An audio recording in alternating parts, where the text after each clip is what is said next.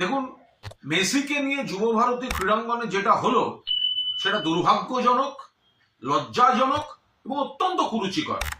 কিছু লোকের হ্যাংলামির জন্য এরকম একটা লজ্জাজনক পরিস্থিতি কলকাতার উপর হলো।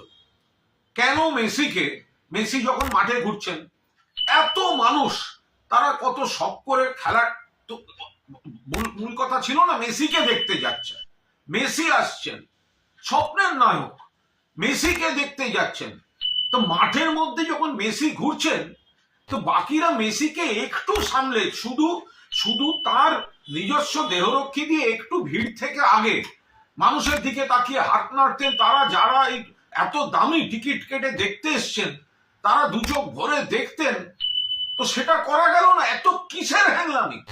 কয়েকজনের যে আধিক্ষেতা দেখছি, এটা কিসের? এটা মেসি দেখা না নিজেকে জাহির করা? এটা কি হ্যাংলামি হলো?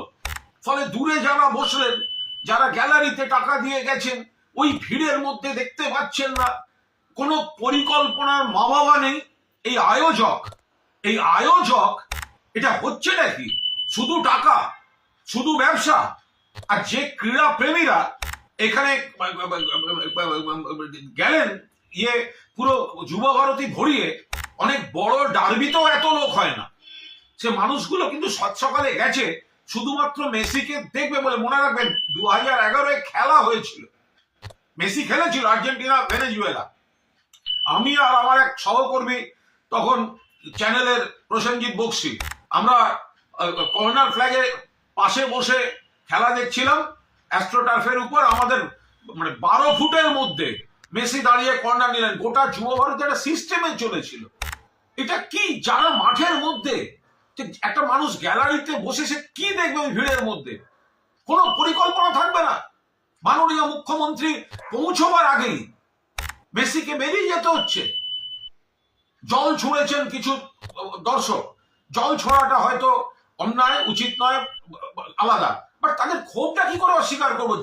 যে মানুষটা এত দামি টিকিট কেটে সকালবেলা নীল সাদা জামা পরে মেসিকে দেখবেন বলে গেছেন, তিনি যদি দেখেন ওই দূরে ওই একটা জটলা শুধু ঘুরে বেড়াচ্ছে, এই হ্যাংলাগুলো কারা?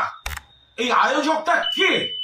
এরা শুধু ওই টাকা তুলে দামি করে নিজেদের টাকাটাকে সুরক্ষিত রেখে অন্য জায়গা থেকে স্টাফদের এনে ঘুরিয়ে দেয়া, ইয়ার্কি মারার জায়গা পায়নি।